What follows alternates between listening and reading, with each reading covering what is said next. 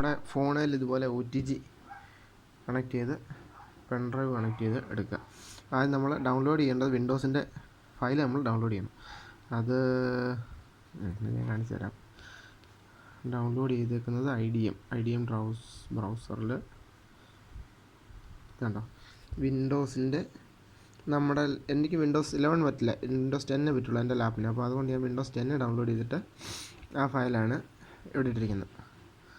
Okay, അപ്പം അതിന് ശേഷം ഇതുപോലെ ആപ്പുകളുണ്ട്. വെൻറ്റോയി, ഡ്രോഫസ്, അങ്ങനെ കുറേ ആപ്പുകളുണ്ട്. നമ്മളത് ബൂട്ടബിൾ ആക്കാനുള്ളതാണ് പെൻഡ്രൈവിന്. അങ്ങനെ USB ഡാറ്റ റീഡ് ചെയ്യുന്നു. ഓക്കെ കൊടുക്കുന്നു. Reading USB data.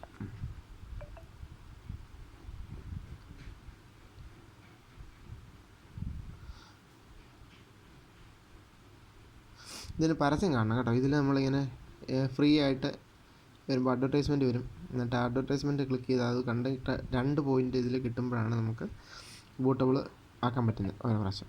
അപ്പോൾ ഇത് കണ്ടോ, ഇതിൽ ISO നമ്മുടെ പെൻഡ്രൈവ് ഇതിവിടെ സെലക്ട് ആയിട്ടുണ്ട്. USB OTG. ഓക്കെ, അതിനുശേഷം ഇത് ഇജക്റ്റ് ചെയ്യാനുള്ള ബട്ടൺ ഇത് സ്റ്റോറേജ് 14 GB സ്റ്റോറേജ്.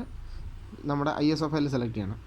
ISO ഇതുണ്ടോ, വിൻഡോസിൻ്റെ 10 ഫയലാണ് കിടക്കുന്നത്. വിൻഡോസ് 10 ഇതിൽ സെലക്ട് ചെയ്ത് ഇതുണ്ടോ GPT UEFI മോഡ് MBR. ഇത് ലെഗസി ബയോസ്, അതായത് UEFI എന്ന് പറയുന്ന പുതിയ മോഡലാണ്. എൻ്റെ ലാപ്പിൽ UEFI ഈ GPT മോഡൽ വർക്കാവില്ല. അതുകൊണ്ട് ഞാൻ MBR ഇട്ടിട്ട് സ്റ്റാർട്ട് ചെയ്ത് ഇത് ബൂട്ട് ചെയ്തെടുത്തതിന് ശേഷം ഈ പെൻഡ്രൈവിനെ നമ്മുടെ ലാപ്പിലേക്ക് കുത്തും. ഇതാ പെൻഡ്രൈവ് കണക്ട് ചെയ്ത് കഴിഞ്ഞു. ലാപ്പ് ഓണാക്കാൻ പോകുന്നു. ഓണാക്കുമ്പോൾ സമയത്ത് F9 ഞെക്കിയാൽ ബൂട്ട് ഓപ്ഷൻ സെലക്ട് ആകും. F9 ബൂട്ട് ഓപ്ഷൻ സെലക്ട് ആയി. ബൂട്ട് ഫ്രം EFI അല്ല, നമ്മുടെ പെൻഡ്രൈവ് ഇതാണ്, generic flash disk.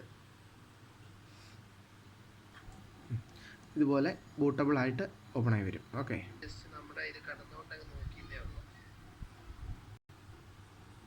Keyboard format ഇൻസ്റ്റാളിനൊക്കെ കൊടുത്ത് പ്രൊഡക്റ്റ് കീ അടിക്കാൻ പറയും. അപ്പം പ്രൊഡക്റ്റ് കീ നമ്മുടെ കയ്യിൽ ഉണ്ടെങ്കിൽ അടിച്ച് കൊടുക്കുക. ഇല്ലെങ്കിൽ ഇതുപോലെ കണ്ടോ, ഹോം പ്രോയെ ഇതുപോലെ നമുക്ക് സെലക്ട് ചെയ്തതിന് ശേഷം അത് നെക്സ്റ്റ് അടിച്ച് ഇൻസ്റ്റാൾ ചെയ്യാൻ സാധിക്കും.